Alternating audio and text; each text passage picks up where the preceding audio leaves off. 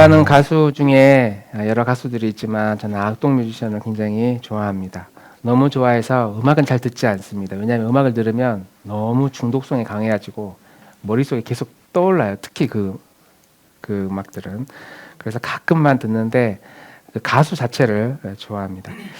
이 악동 뮤지션이라는 그 가수는 부모님이 몽골에 선교사로 가시면서 비정상적인 학창 시절을 보냈다는 것은 잘 알고 있을 겁니다. 몽골의 선교사의 자녀로서 학교를 다니지 않고 집에서 공부하면서 그렇게 시간을 보내다가 지금은 단연 한국 가요계의 탑이라고 말할 수 있습니다. 네, 이찬혁 군이 그런 인터뷰에 그런 이야기를 했어요. 자기가 음악의 세계에 눈을 뜨게 했던 노래가 있는데 그 노래는 퀸의 보헤미안 랩소디라는 노래였어요. 이 노래를 듣는데 온몸이 전율하면서 사람이 어떻게 저런 노래를 만들 수 있을까? 다들 아시죠? 네. 근데 이찬혁 군이 이 노래를 들으면서 더 충격에 빠진 건 뭐냐면 그 노래, 그렇게 아름다운 노래의 가사를 살펴보다가 너무너무 깜짝 놀랐습니다. 그 가사의 노래는 이렇게 나와 있죠.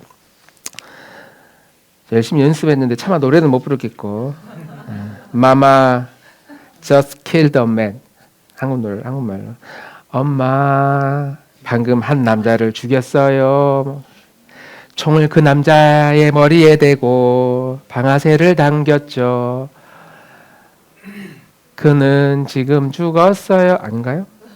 그는 지금 죽었어요. 엄마 인생은 막 시작했는데 난 지금 다 끝났고 포기했어요. 마마 우 이렇게 이제 가는 노래거든요. 이 노래 가사를 알고 깜짝 놀랐다는 거. 이렇게 아름다운 노래였는데 사람을 그냥 죽이고 어린 나이에 사람을 죽이고 엄마 나 이제 어떻게 해? 나 이제 인생 끝났어. 나 이제 막 시작하는데 이제 어떻게 해야 되지?라고 하는 그 마음의 내면에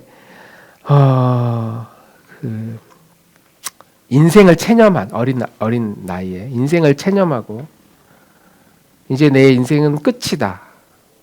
차라리 태어나지 않았으면 좋았을 뻔했다. 라고 하는 가사여서 이 노래를 이 가수가 이찬혁 군이 노래를 들을 때마다 자기의 온 몸이 피범벅이 되는 것 같은 아주 그 영혼이 불쾌함을 느꼈다고 그래요. 그렇게 아름다운 노래의 가사였는데. 그래서 이제 속으로 좀 아이들도 따라 부르기 좋은 그런 좋은 노래들이 세상에 참 많았으면 좋겠다. 이런 생각만 했는데 그때만 해도 자기가 가수 되겠다 이런 생각은 없어가지고 지금 나오는 노래들 이찬혁 군이 만든 노래들 보면 누구나 쉽게 그리고 좋은 메시지들을 죽음과 인생과 삶에 대해서 논하는 그런 노래들을 많이 만들어내고 있습니다.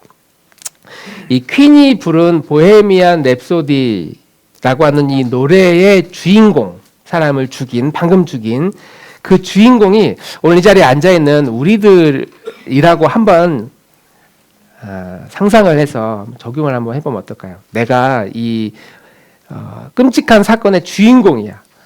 근데 이 노래에서는 그냥 어떤 이유 때문에 쐈는지 모르겠어요. 너무 억울해가지고 쐈는지 복수를 했는지 그 총에 맞은 그 사람이 자기를 죽이려고 먼저 했는지 해코지를 했는지 너무 괴롭혔는지 어쨌든 총을 들고 내가 그냥 쏴버렸어. 총을 쏘고 나니까 정신이 버뜩 들면서 내가 지금 무슨 짓을 벌인 거야. 내가 사람을 죽였네. 난 망했다. 이제 어떡하지? 엄마한테 전화가 가지고 엄마 내가 사람을 죽였어. 어떡해. 가족들에게 전화해. 여보 큰일 났어. 얘들아 아빠 이제 어떡하니. 엄마 이제 어떡해. 일을 저지르고 나니까 이게 이제 돌이킬 수 없는 상황이라는 것을 이제 알게 된 거예요. 근데 이게 일부러 그럴 수도 있죠. 근데 그럴 때 있잖아요. 나도 모르게 충동적으로 막 죽이고 싶을 때가 있잖아요. 누군가가. 그 인간 진짜 없어졌으면 좋겠다. 제발. 차마 내 입으로 생각으로 죽여야지 이런 생각은 안 하지만 내 속마음에 그 사람이 사라진다면 내가 얼마나 행복할까. 그런 생각이 들 때가 있고 그런 사람들이 없나요?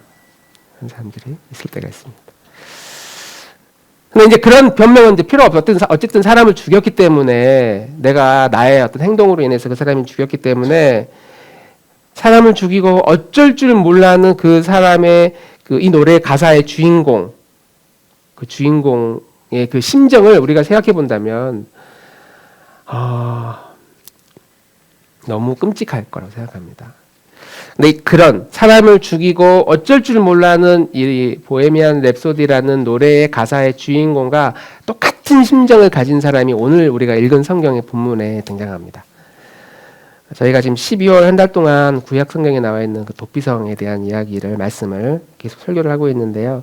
그래서 오늘 좀 쉬운 다른 설교를 이렇게 하려고 하다가도 그냥 하던 거 그냥 계속 하는 게 맞는 것 같아서 저희 지지난주부터 예수님이 땅에 태어나신 12월을 맞이해서 도피성과 그리스도가 어떠한 관계 가운데 있는지를 함께 오늘도 묵상하면서 말씀을 계속 나누도록 하겠습니다. 이스라엘 민족이 팔레스타인이라는 땅에 정착하려고 할 때 하나님이 모세라고 하는 지도자를 통해서 일종의 법전을 줍니다. 법전하면 생각나는 법전이 우리 세계사 공부했던 우리 고등학생 법전하면 생각나는 무슨 법전이 있는데 혹시 알아요? 장우리 좀 공부 좀 했나? 동시대 비슷한 시기에 네 글자인데 무슨 땡땡땡땡 법전이라고 하는데 혹시 들어본 적 있어요? 와 진짜 함으로 시작하는 이제 생각나. 거봐 나 공부했던 것 같지. 함무라비 법전이라고 하는 그 법 관련된 책이 거의 비슷한 시기에 있어요. 이 이스라엘에도 율법이라고 하는 법을 하나님이 모세를 통해 만들어서 너희는 이렇게 살아라고 법 규칙을 만들어줘요. 근데 이제 비교를 해보면 함무라비 법전은 약간 차이가 있는데 이렇게 예를 들면 이런 거예요. 누군가가 재산에 피해를 입혔어. 근데 이 재산이 돌이킬 수 없는 재산이야. 그럼 어떻게 하냐면 그 사람 사형. 남의 물건을 빼앗거나 불을 질렀거나 재산에 큰 피해를 입히면 그 사람은 죽여서 그 벌을 받도록 해요. 함무라비 법전은. 근데 성경에 나오는 율법은 그 사람이 얼만큼의 재산상의 피해를 입혀도 목숨은 건들면 안 돼. 사형은 못 해. 근데 사형을 시킬 수 있는 딱 하나의 그 조건이 있는데 그것은 그 사람이 상대방의 목숨을 건드렸을 때. 살인을 저지르면 그 사람은 사형이에요. 그러니까 재산에 아무리 건드려도 그건 보상을 하도록 해요. 평생 노예가 되거나 뭘 하거나 이런 식으로 보상을 하도록 하고 그런데 목숨을 건들면 너도 목숨으로 갚아야 된다. 그러니까 이 함무라비 법전 쪽에 이 일반 이 세계사 안에는 재산을 더 소중하게 여기는 가치관이 있다면 이 성경에 하나님이 주신 율법의 그 가치관은 생명을 소중하게 여기. 목숨을 건들면 안 돼. 네가 다른 사람 목숨을 건드렸어? 그럼 너도 죽어야 돼. 그래서 오늘 아까 읽었던 그 본문에도 사람을 죽였다면 그는 반드시 죽을지니 좀 무서운 이야기가 나오죠. 오늘날 우리 21세기 우리나라의 법에 의하면 사형도 있긴 있지만 집행도 안 하려고 하는 경향이 있다고 그래요. 근데 이제 율법에는 누군가가 살인을 저질렀다면 그 사람의 생명을 건드렸기 때문에 상대방의 생명을 건드렸기 때문에 그 사람은 사형에 처해도 된다. 그리고 사람을 죽인 사람을 누군가가 보복을 해서 죽였다. 그래도 처벌을 받지 않아요. 어차피 그 사람 상대방을 죽였기 때문에 살인자이기 때문에 그 살인자를 보복해서 죽여서도 처벌하지 않는다라고 하는 규정이 있습니다. 그런데 오늘 읽었던 이 도피성의 문제는 이제 일부러 죽은 게 아니라 과실치사. 그냥 실수로 사람을 죽인 경우는 어떻게 해야 되느냐. 오늘날도 실수로 사람을 죽인 경우들이 이제 있죠. 운전하다 보면 교통사고들이 종종 납니다. 그냥 정속도로 쭉 주행하고 있고 신호 잘 지키고 있는데 갑자기 좁은 골목길에서 횡단보도 신호 무시하고 골목길에서 어떤 아이가 막 튀어나왔어. 그대로 치여가지고 죽었어요. 현장에 사망했어. 나는 신호도 잘 지켰고 나는 운전도 그냥 정속도로 하고 있었는데 갑자기 튀어나오면 어쩔 수 없잖아요. 그런 경우는. 과실치사. 일부러 죽은 게 아닌데.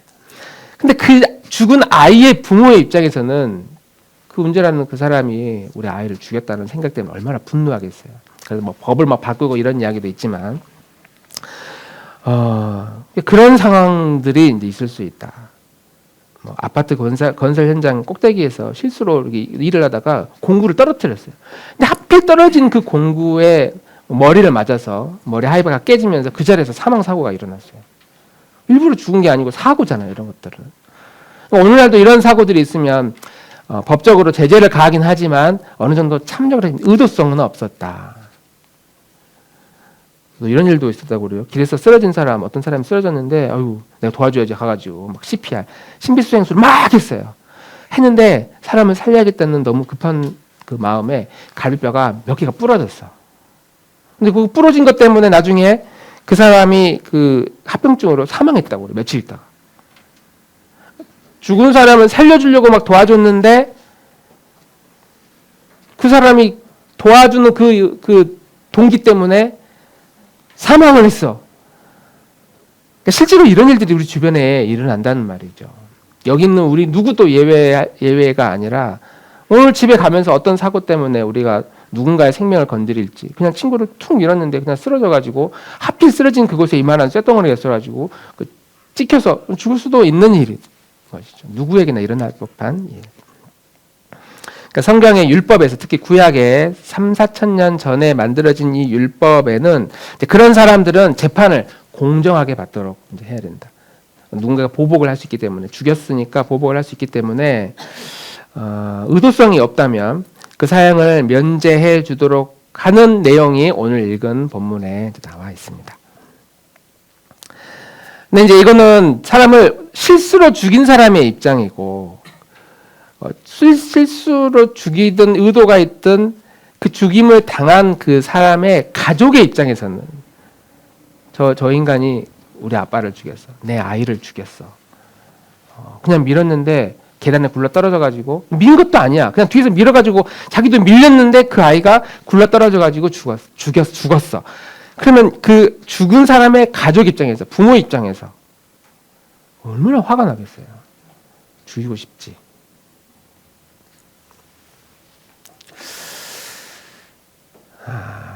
그래서 이제 과거에 이제 영화에는 내 부모를 죽인 원수를 위해서 30년 동안 칼을 갈잖아요.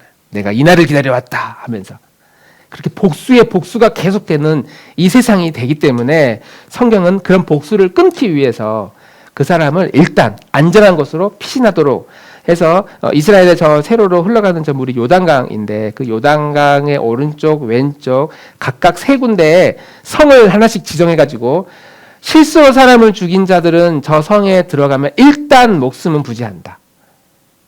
그리고 그곳에 들어갈 때에 공정한 재판을 받아.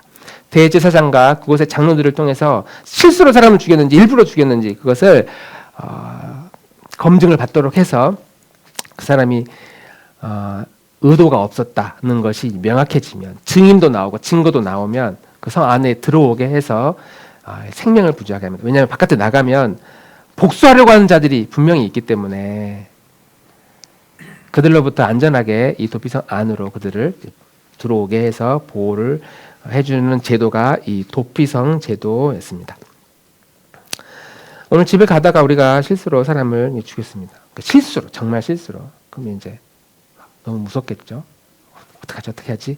옆에서 등 딱 때리면서 야 임마 뭐해 임마 빨리 도피성으로 뛰어가 일단 가 그러면 짐 싸가지고 가겠습니까?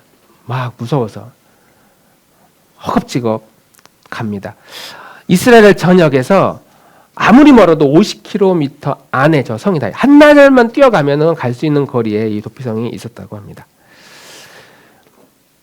그리고 그곳에서 이제 재판을 받죠. 그러니까 고의적으로 실수로 사람을 죽인 사람도 이 도피성으로 가니까 우리로 치면 사기꾼들이 얼마나 많아요. 일부러 죽여놓고 실수로 죽였다고 해서 도피성으로 도망간 사람들도 많을 거 아닙니까? 거기서 이제 재판을 받아서 이 사람이 평소에 원수지간이었고 많은 사람들이 본 사람도 있어. 증거도 나와. 증인도 나와. 일부러 사람을 죽였다는 게 계획적이었다는 것이 밝혀져.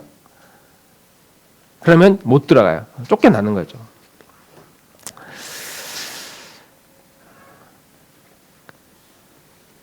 누군가로부터 보복을 받을 수 있는 상황에서 이제 이 사람이 이 도피성 안으로 들어갑니다. 그리고 그 성이 이제 자기를 보호해 줍니다. 나름대로 사람을 죽이고 나서 그 마음이 지옥 같은 마음으로 며칠을 살다가 도망쳐서 겨우 도피성에 들어갔을 때에는 이제 마음이 좀 안심이 되는 일종의 천국과 같은 느낌을 받을 겁니다. 언제까지 도피성에 살게 되느냐?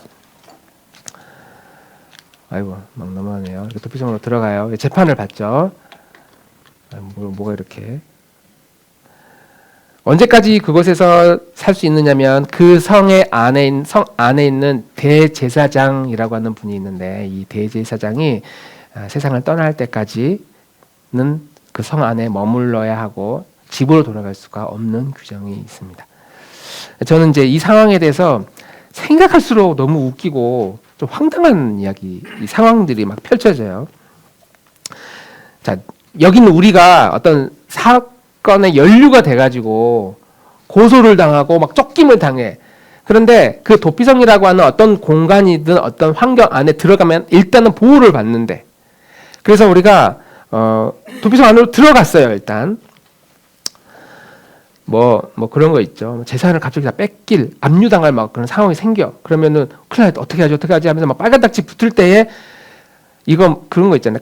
그 가처분 소송할 수 있잖아요. 당장 실행하는 것을 멈추도록 하는 그거 있잖아요. 저는 법을 잘 모르니까.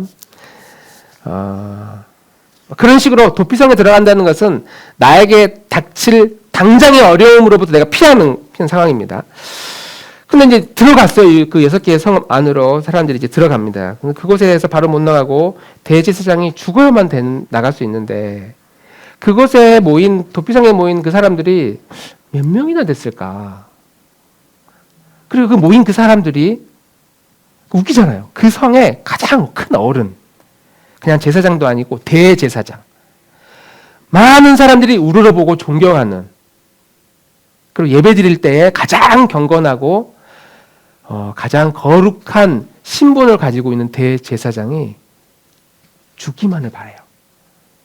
언제? 죽어야 자기가 집에 돌아가니까. 그 상황이 이렇게 썩 아름다워 보이지는 않아요.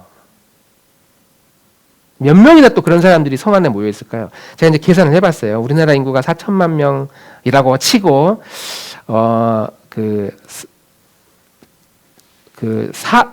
과실치사, 그러니까 실수로 사람을 죽인 경우가 제일 많은 게 교통사고래요. 교통사고가 1년에 우리나라에서 2,500명 정도, 약 2,500명 정도 교통사고로 사망사건이. 그리고 한 500명인가 700명 정도가 이제 산업재해, 일하다가 떨어지거나 아니면 일하다 실수로 사람을 죽는 경우. 그래서 합치면 한 3,000명 정도가 과실치사, 대략 3,000명 정도가 죽는다고 그래요. 4천만 명 인구에 3,000명으로 친다면, 계산해 보니까 당시에 이스라엘을 정착할 때의 인구를 약 300만 명 정도라고 보니까 300만 명 정도의 매년 사람을 죽인 사망 사건이 약 200명 정도가 나와요. 220명 정도가 매년. 1년에 200명 정도가 실수로 사람을 죽이는 사건 사고들이 그 이스라엘 전역에 일어나. 그러면 그 220명이 이제 일단 살아야 되는 거 도망칠 거 아니에요? 6개의 성으로 막 흩어져. 그러면 평균 한 성에 도망자가 1년에 40명 정도가 들어가요. 어쩌다 들어온 게 아니라 1년에 40명 정도가 사망 사건 때문에 들어간다고. 이것저것 뭐 정확하지는 않겠지만 우리가 오늘날 치수로 해본다면 그런 일이 일어날 수 있다는 거죠. 1년에 40명, 2년이면 80명. 그렇게 대제사장이 죽지 않고 10년을 살면 400명이 그 성 안에서 그 성 안에 가장 존경한 어른이 죽기만을 바라고, 저분 언제 죽나 다 쳐다보고 있어요. 그곳이 과연 천국일까? 내가 죽음을 피해서 도망쳐 온, 나를 보호해 준 곳이라고 생각할 수 있을까? 누군가가 죽기만을 바라는 건 세상인데. 그리고 이 도피성이라고 하는 것은 이스라엘의 레위인들이 모여 사는 곳입니다. 레위인들은 잘 아는 것처럼 땅이 분배되지 않고 농사를 짓거나 상거래를, 경제생활을 하지 않아요. 이스라엘 다른 11개의 지파 사람들이 제사를 드리기 위해서 제물을 바치면 그 제물을 가지고 먹고 사는 사람들이 레위인이에요. 그러니까 이 도피성 안에는 농사를 짓는 일도 없고 목축도 안 하고 경제활동도 하지 않아. 그곳에서 도피성에 숨어 들어가는, 목숨을 부지하기 위해서 들어간 그 사람들이 성에서 할 수 있는 일도 별로 없어요. 먹고 살기 위해서 생존도 해야 돼. 생존. 구걸을 하거나 레위인들 옆에 붙어서 구걸을 하거나 먹고 살기 위해서 아니면 자기만의 뭐 텃밭을 가꾸거나 제대로 된 경제활동 구조가 전혀 이루어지지 않는 일자리가 아예 없는 곳. 먹고 살기 위해서 생존을 해야 되는 그곳에서 집에도 가지 못하고 10년 지나면 무려 400명이나 되는 사람들이 그 성 안에 성이 뭐 어마어마하게 뭐 지금처럼 여기 우리 화성 행궁처럼 어마어마하게 그 보호할 수 있는 그런 거대한 성읍이겠습니까?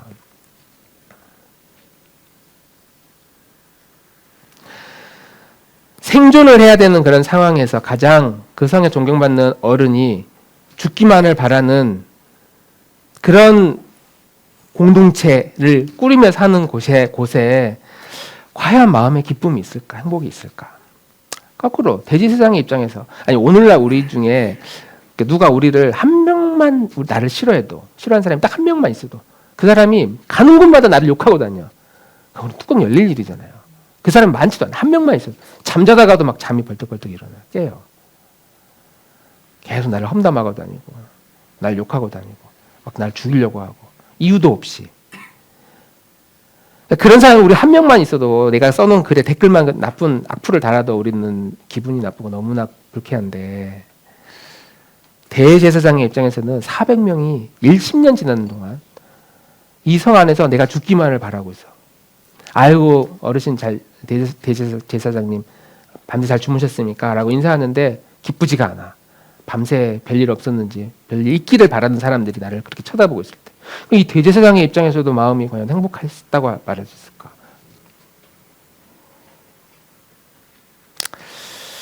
누군가가 죽기만을 바라는 그 살기 위해서 도망친 그것이 결국은 누군가가 죽기만을 바라는 지옥과 같은 환경에 똑같은 환경에 빠져버렸다라고 말할 수 있습니다.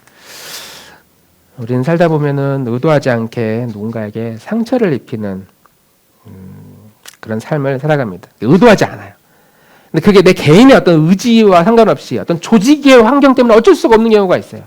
그 공동체 안에서 조직 속에서 가해자의 자리에 서게 될 때가 싫은 소리를 해야 될 때가 있어요. 그 사람은 나를 원망하고 미워하겠죠.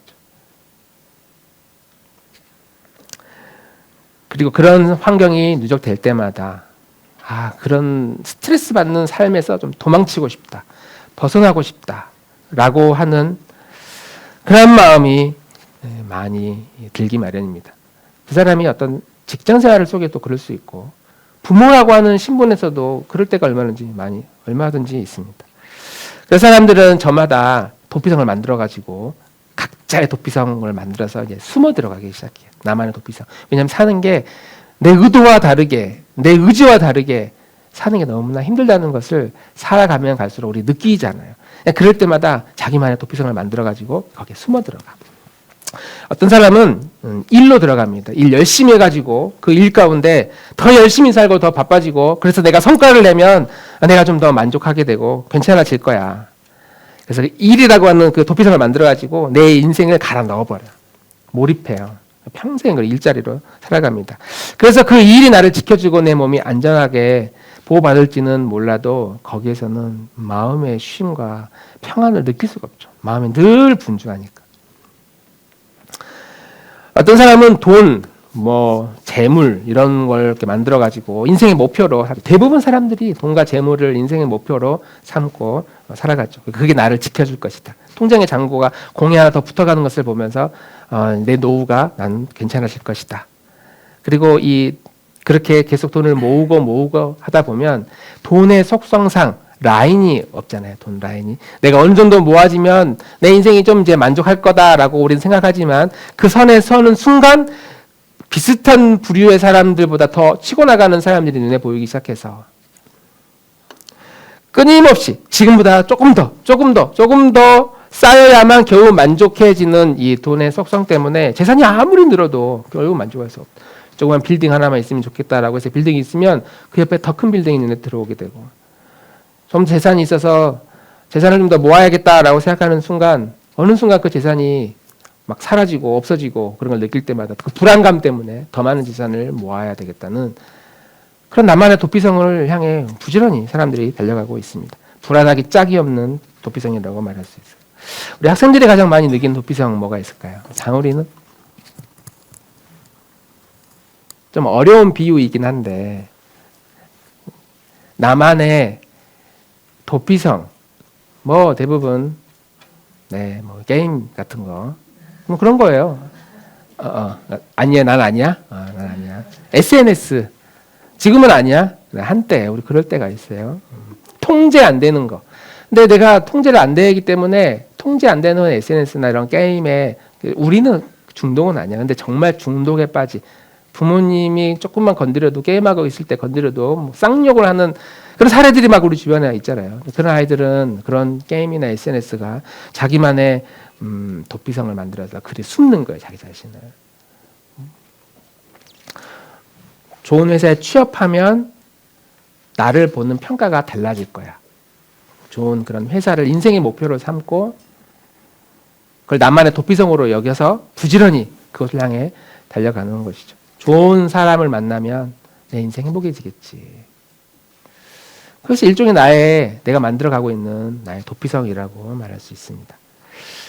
길 가다 보면 특히 이제 버스나 지하철 타고 가다 보면은 사람들이 귀에 다 뭐 하나씩 꽂고 있잖아요. 다 그 자기만의 도피성이고 나 건들지 마. 나 지금 음악 듣고 있으니까 나 음악의 세계에 음악이란 도피성 안에 나 들어가 있으니까 나 건들지 마. 사람들이 모여있을 때도 막 귀 꽂고 있는 사람들이 있잖아요. 자기만의 그 도피성 안에 그렇게 숨어 들어가는 사람들이 너무나 우리 시대에 많다는 겁니다. 이런 식으로 우리는 저마다 자기만의 도피성을 이렇게 만들어가지고 막 열심히 살아가고 있습니다. 그런데 우리 자기 자신의 인생에 대해서 정말 조금이라도 진지하게 자기를 돌아본 경험이 있는 사람이라면 내가 지금 잘 살고 있는가? 자기를 평가하고 다른 사람이 나를 어떻게 보는지를 잘 의식해보고 그래서 내가 살아온 삶이 정말 바르게 살고 있는가를 조금이라도 진지하게 생각해 본 적이 있는 사람이라면 다 알아요. 행복하지 않다는 것을 잘 알고 있습니다. 내가 이렇게 해도 돌이키고 나면 돌아서고 나면 별로 행복을 주지 않는다는 것을 우리는 잘 알고 있습니다.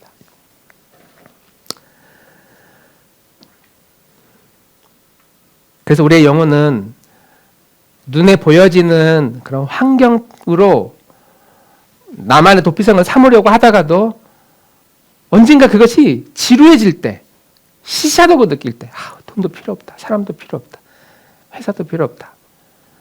좀 정말 내 몸과 마음을 쉴 만한 좀 뭔가 있으면 좋겠다.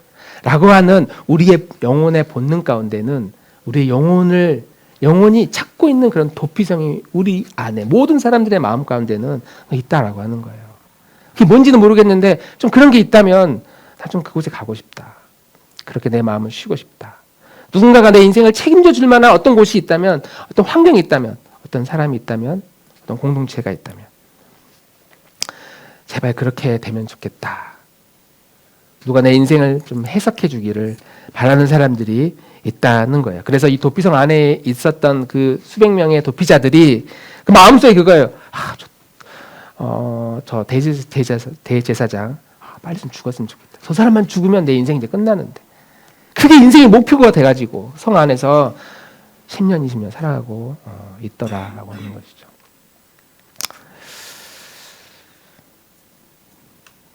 교황이 되고자 하는 목표를 가지고 있는 사람이 있다면 만약에 얼마나 인생이 불행하겠어요? 지금 있는 그 교황이 죽어야 그 다음 교황을 뽑으니까 종신직이잖아요.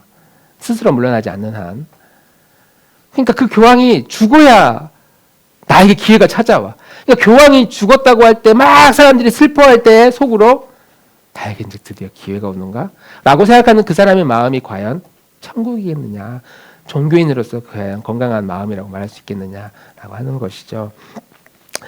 자, 도피성에서 이제 드디어 대제사장이 이제 소천을 하셨습니다. 운명하셨습니다.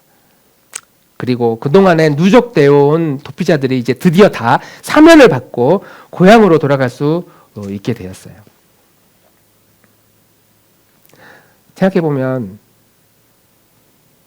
그때 제일 불행한 사람이 대제사장이 죽은 다음 날 성에 들어온 사람이 제일 불행한 사람이지 않을까. 딱 들어왔는데 어제 대제사장이 죽고 새로운 젊은 대제사장이 후보에 올라 지금 곧 임명을 받을 거라고 하는데 그 대제사장과 평생 살아야 되는 운명을 가지게 된 거죠. 하여튼 이제 오늘부터 시작해서 이 대제사장이 이제 죽을 때까지, 이 젊은 대제사장이 죽을 때까지 나는 저분과 이제 평생 같이 살아야 되는구나. 언제 죽을지도 모르는 저분과. 그리고 저분이 죽을 때까지 죽기만을 바라는 그 지옥 같은 시간을 처음에는 오래 사십시오라고 했지만 시간이 갈수록 가족도 만나지 못하고 내가 원래 있었던 내 마음을 편안하게 했던 내 삶의 고향으로 돌아갈 수도 없는 그런 불우한 인생을, 그런 시간을 이제 견뎌야 됩니다. 그래서 히브리서 히브리 기자는 9장에 이렇게 소개해요. 그리고 제가 12절 읽겠습니다. 읽겠습니다. 그리스도께서는 단 한 번에 지성소에 들어가셨습니다. 그는 염소나 송아지의 피로서가 아니라 자기의 피로서 우리에게 영원한 구원을 이루셨습니다. 우리가 무언가를 믿는다라고 하는 것은, 나 이제 도피처에 숨지 않아도 되는구나라는 것을 말해요. 내가 누군가를 믿는다, 하나님을 믿는다, 기독교 신앙을 믿는다, 꼭 기독교가 아니더라도 나름대로 불교를 믿는다, 종교를 믿는다라고 하는 것은 나를 그 믿음의 대상에게 올인하는 것을 말하거든요. 특히 기독교에서 말하는 기독교 신앙의 이 믿음은 나 더 이상 도피처 필요 없어. 왜? 내 믿음의 그 대상이 나의 도피처가 되기 때문에 더 이상 누군가가 나를 좀 책임져 줬으면, 나를 위해서 대신 희생해 줬으면, 나 대신 좀 회사 나갔으면, 나 대신 누가 죽었으면 하는 그런 마음 없이 나 대신 책임져 주는 그분이 내 믿음의 대상이라는 사실을 우리는 알게 된다. 왜냐하면 그리스도께서 한 번에 대제사장이 죽고 나면 그 다음 대제사장이 또 죽어야 되고 또 죽어야 되는 것이 아니라 예수님께서, 우리의 그리스도 되시는 그 예수님이 한 번의 죽음으로 모든 사람의 죄에 대해서, 과거, 현재, 미래의 모든 죄에 대해서 다 싸그리 짊어지고 십자가에서 죽으셨기 때문에 우리는 그 죽음 때문에, 그 죽음에 대한 그 믿음 때문에 누군가가 나 대신 희생해도, 책임지고 희생하고 그러지 않아도 내 인생이 참 행복을 얻을 수 있겠구나. 우리가 예수님을 내 인생의 주인으로 받아들이기로 작정하는 그 순간 우리는 우리를 쫓기는 모든 것, 그 쫓겨다니는 모든 것의 가장 핵심은 죽음이죠. 죽음. 결국 우리는 누군가가 나를 죽일지도 몰라, 병에 죽을지도 몰라, 돈이 없어서 불행하게 죽을지도 몰라, 사람에게 버림받아 당할지 몰라. 그렇게 우리를 끝까지 쫓아다니는 죽음이라고 하는 인생을 두려워하고 도망치는 것이 아니라 죽음도 두려워하지 않는 인생.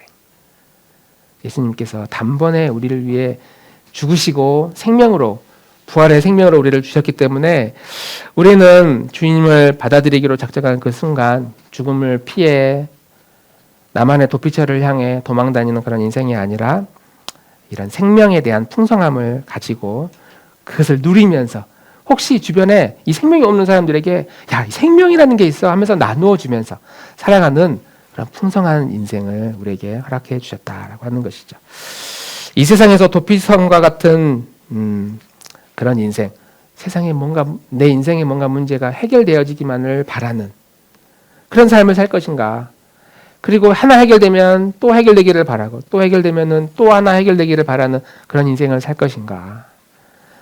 아니면 나를 위해 희생하고 죽임당하신 대제사장이신, 단번에 모든 문제를 해결해 주신 그 예수 그리스도를 통해서 생명을 소유하고 생명을 나누며 살아가는 그런 인생이 될 것인가? 우리 나들목 공동체 안에 이런 생명의 기쁨이 풍성해지고 그런 생명을 나누는 그런 공동체가 되기를 주님의 이름으로 축복합니다. 우리 함께